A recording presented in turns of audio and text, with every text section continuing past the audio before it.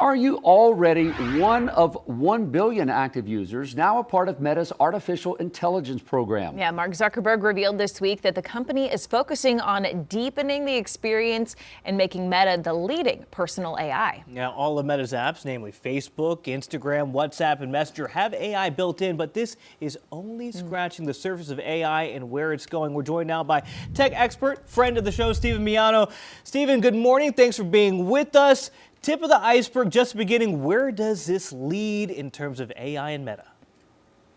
So I'm actually really worried about this one. I don't know if you guys remember, it's now an old movie called Minority Report. We talked about it on the show earlier today, actually. Oh, there you go. Okay. Yeah. So I'm very concerned about an AI system with this level of market penetration, with the creators being really upfront about their intent to, it kind of inject marketing and advertising opportunities. We have to remember these guys are out to make money, and that is very worrisome for me, because if you're going to use an AI assistant, it needs to be something you can trust. You need good, honest, objective information. You don't want it telling you, which dish detergent to use or what energy drink to buy. First of all, it's skeptical when we just had a picture of the address of Meta, which is One Hacker Way. That just bothers me a little bit, a little ironic when your address is Hacker Way. All right, I want to get back to this. I got distracted there. So some of what's happening under the hood when it comes to Meta, how they're developing AI to use for Facebook and some of their other apps out there. The agents, they can see, they can hear what's going on to allow this deeper experience. Some of that sounds good. Are there blurred lines of privacy issues? And what are your thoughts on this? There really are. One of the big problems that I see, and anybody that uses like Instagram, WhatsApp especially, you probably noticed a new icon, this little blue circle that just kind of appeared one day. Facebook is claiming they have over 1 billion active users. They didn't specify if those were intentional active users. I polled just randomly 15 people yesterday, and 14 of them were like, yeah, I clicked on that thing and I messed with it for a second because I didn't know what the heck this new icon was.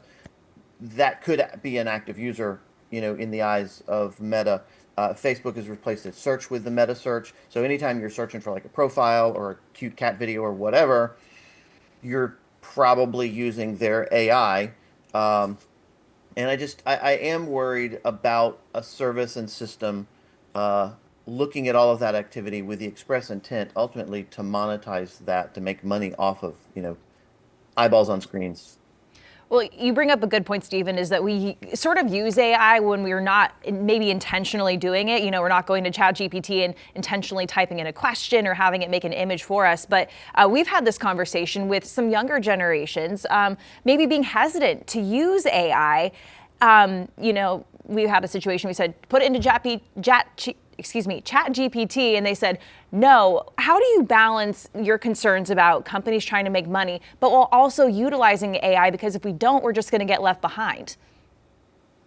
I mean, you just asked the $1 million question, and that's the real problem because, currently there is limited regulation and oversight. It's a new technology. It's an exploding technology. It's moving faster than we can keep up with it. You have these companies driving the development, but all of them have an eye on, making a buck. And that's okay. I mean, that's commerce. It's important. But at the same time, you have that intersection of profit and privacy.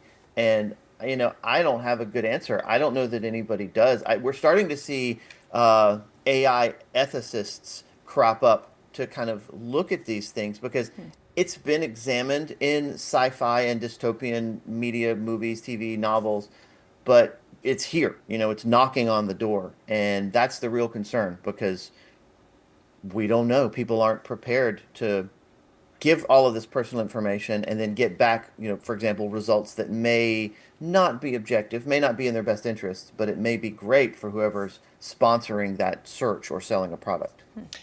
Stephen, kind of staying in the same vein here in terms of the ethics of AI and making a quick buck, we've seen these apps pop up there which allow you to put an image in and then it will actually make a nude image of the whole entire body. We've seen South Carolina try to pass laws to Take It Down Act using these getting laws to prevent this from happening.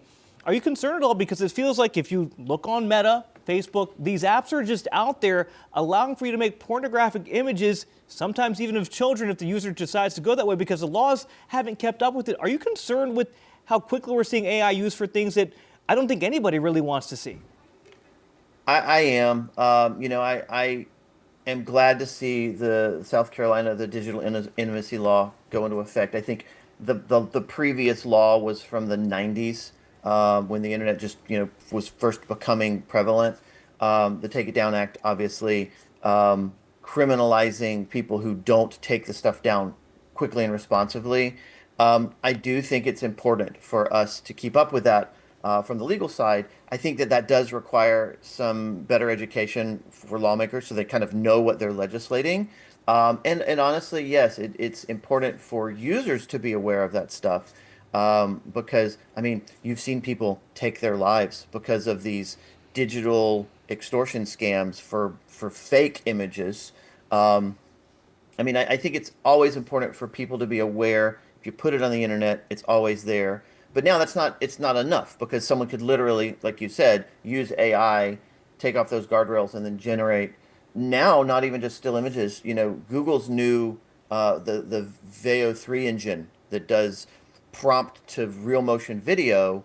All it's going to take is for someone to figure out how to take some of those guardrails off to do explicit videos. And I mean, it's scary stuff. I don't know where it's going to lead, but we definitely need some legislation on that. There are concerns and dangers. Someone's always going to cross the line with it, but you have to learn yourself and respect the technology, and it actually can be good for you. Stephen Miano, thank you for your insight, your expertise in this arena. I know with AI growing so quickly, we'll be talking to you a lot more in the future. Thanks, man. Appreciate it. I will be here either virtually or realistically. Yeah, there you go. I like it. We can trust that. All right. Thanks, Stephen. Appreciate that.